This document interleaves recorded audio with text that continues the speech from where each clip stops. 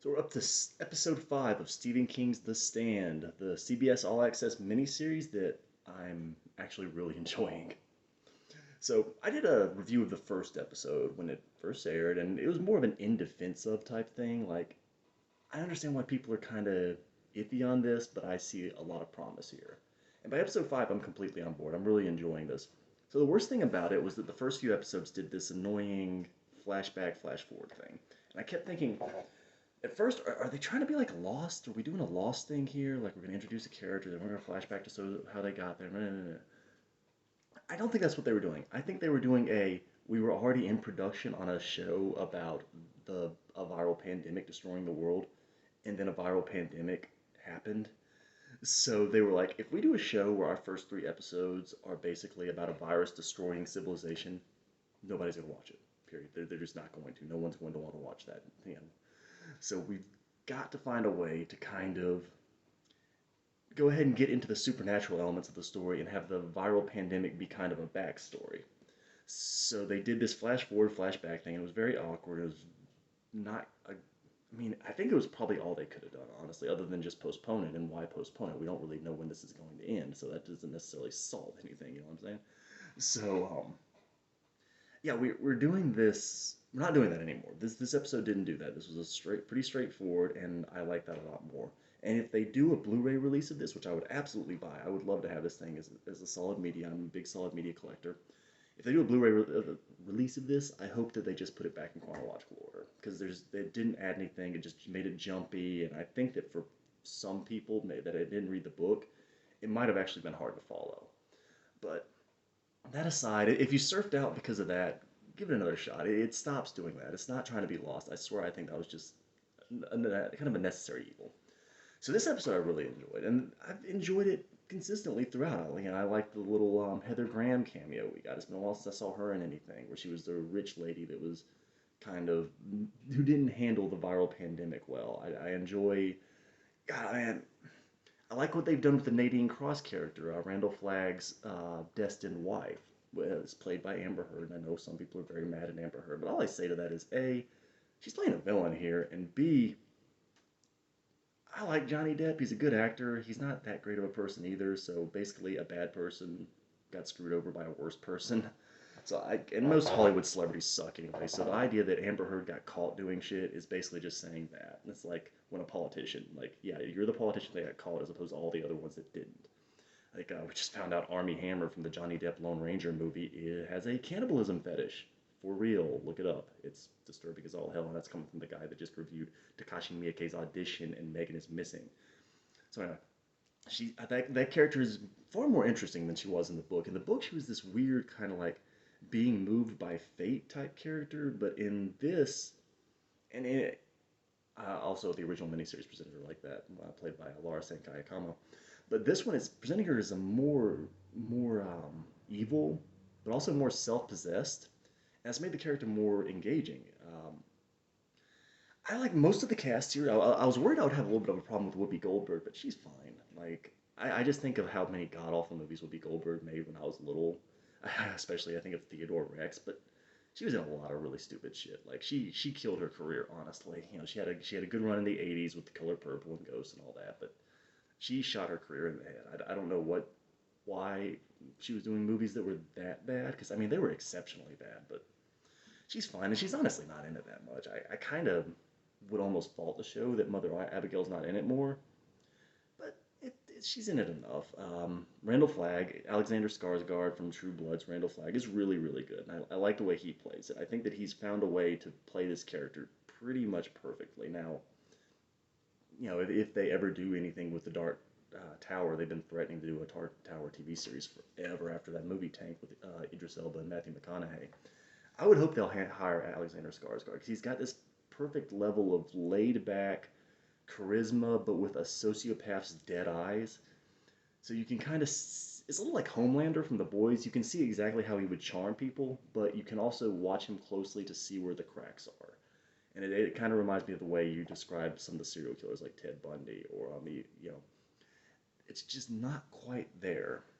And in this episode, we got to see Randall Flagg's Las Vegas, finally. And after building it up so much, I wasn't disappointed. I thought Randall Flagg's Las Vegas was awesome, which he calls New Vegas. that was a trip. Like it's just a straight up Roman orgy. Like people are fucking in the elevators and on the floor. There's naked women walking around. I didn't think we were gonna get any nudity out of this show, but here we did. It actually reminded me a little bit of Westworld when they went to that one place and it was just like people were using women as footstools and stuff. It's not that degrading because it does seem more or less consensual. Although of course Randall Flagg's Las Vegas has gambling, it has prostitution. It also seemingly has brought back slavery since they talk about trading pleasure girls. And of course, we have death games because everyone assumes that when society breaks down, we're going to have death games. We're going to have a bunch of people watching people in a pit fight to the death for sport. So that was cool. And I don't love the way they're doing the Lloyd Henry character, Randall Flagg's right hand man, just because this guy is such a twerp. He looks like he's about 19, 20. He looks younger than me. And I just don't see this guy commanding any kind of authority. I don't. And I don't. Yeah, I mean, I understand what they're trying to say is that Randall Flagg's arrogance is his undoing, is that he's choosing people that are too weak to be a threat to him, but in so doing, he's choosing people that are too weak to lead or to truly back him up either. But I still just don't see Lloyd Henry as being anything more he, than a nobody. Like he just feel he was a two-bit crook involved in a dumbass little robbery that went way wrong. He apparently got famous off of that. That was in episode 3, I think. Like he was with this guy who was a psycho and just shot up a convenience store during a robbery and got famous because a cop got killed during the shootout.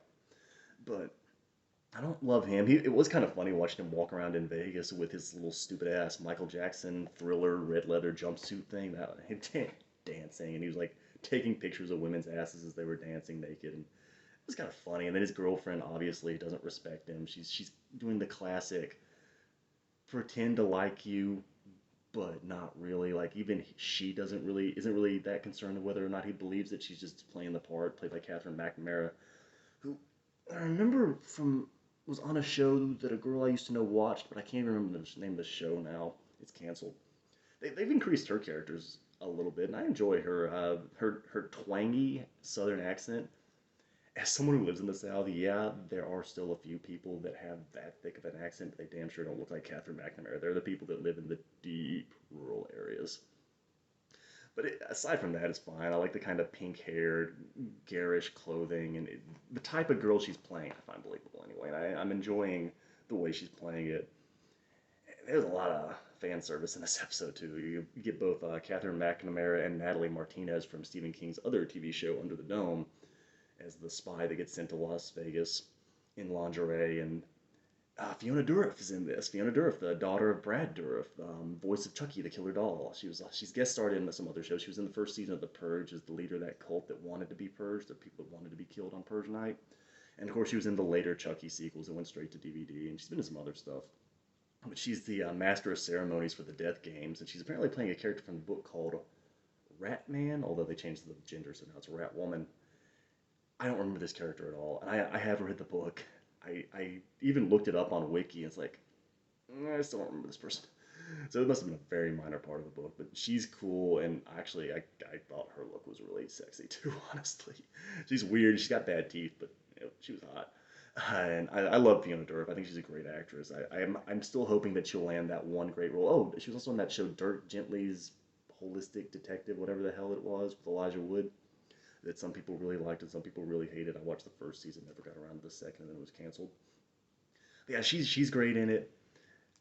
The scale of the show has increased a lot.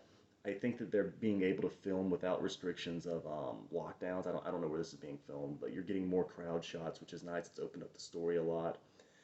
And kind of the breakout star of this show has been Owen Teague. Owen Teague from It Chapter 1 is the bully with the lighter.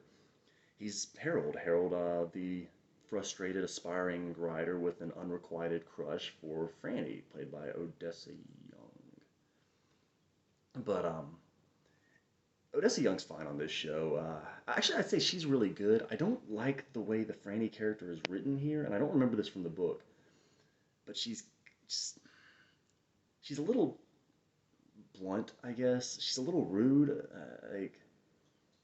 I don't know. The character's not very likable, but I like the actress playing her, and I would definitely want to see her in some other stuff. James Marsden is still in here, and his stew is so The way Stu is on this show is a lot more passive than I remember him in the book. He's not really propelling anything. He's more just the voice of reason. But he's fine. And we also introduced Greg Kinnear, the Oscar nominee from As Good as It Gets, and Autofocus. He was great in Autofocus as the old hippie dude. Nick isn't the deaf mute kid who's played by an actor I'm not familiar with. Isn't in it as much as he was in the book, and he does feel a little underdeveloped. I wish they'd done a little bit more with Nick. I'm actually really enjoying what they've done with Tom Cullen, the mentally challenged guy. They made him older and maybe a hair smarter, played by Brad Hink.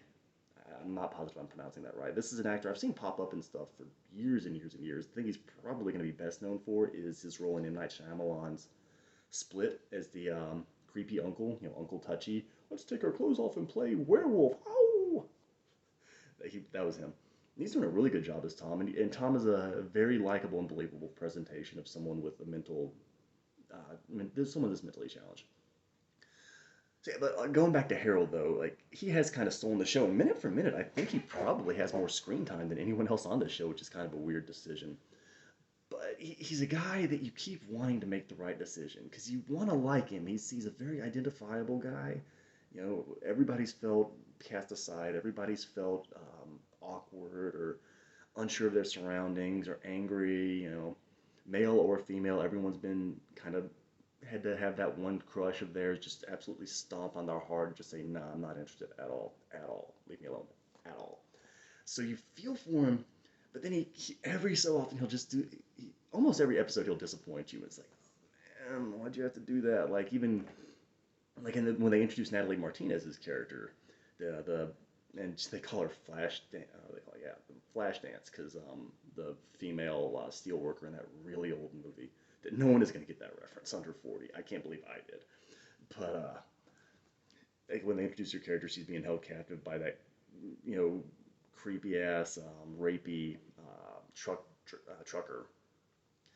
Even in that, when Harold gets the opportunity to kind of try and defend himself, he just balls up on the ground and starts crying. It's like, man, I want to like you. Do something else.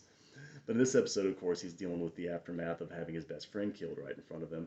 And when he responds to it, it's a very real and human response. But then he immediately turns it to his own ends, and you're like, oh, why do you have to suck? But he even is a good villain. Like the way he played Franny when she was trying to get his house broken into was good. And it played very well, and it was like, all right, you're a villain, but at least you're a good villain. You're good at thinking things through, and you're planning ahead, and I like that. Larry, another actor I'm not familiar with, he's all right. He's not making a huge impact. He's likable enough. He's just kind of there, honestly. And Larry isn't a character I particularly liked from the book either. He's just a base character. Yeah, so overall, I was very high on this episode. I really like this show. Like I said, I hope they do a solid media release of it. I don't know if I might look that up. If they did their Star Trek shows as Blu-ray releases, then I'm sure they'll do this. If they didn't, they probably won't, because if they didn't do Star Trek, they're not going to do The Stand. Because Star Trek fans will buy it just for the sake of buying it, even though everyone seems to hate Star Trek Discovery. I didn't hear too many people praising Picard or that animated show either. I think it's called Below Deck. I'm not a Star Trek fan. That's kind of all CBS AllAccess is known for, is like Star Trek and a couple other things. But yeah, I think that The Stand is really cool. I'm enjoying it a lot. I'm very eager to see it. Like I said, we're at the halfway point. I think it's weird that we haven't seen Trash Can Man yet. I know that Trash Can Man is supposed to be in this. He's supposed to be played by the kid that played the Flash in the Justice League movie, Ezra Miller, I believe. So it's weird that we haven't seen him yet, but I guess that they're gonna just probably do a whole episode dedicated to him. But yeah, I'm high on this. I'm really enjoying it. I'm really looking forward to it. I think we're supposed to get 9 episodes. Like I said, we just passed the halfway point, and I'm excited to see where it goes from here. We also saw the loss of Mother Abigail. She left, and that scene actually was really good. I was waiting to see, because they're doing things just different enough. Like, did she actually just get attacked by a wolf or not? I don't think she did. I think that was just a vision, especially considering they didn't find any blood. Yeah, I enjoy this. I like this. So I think that people who surfed out early because of the time jump thing should maybe just set aside a day to burn through the next 4 episodes, because it gets so much better as it gets away from that. And yeah, it's good. Watch it.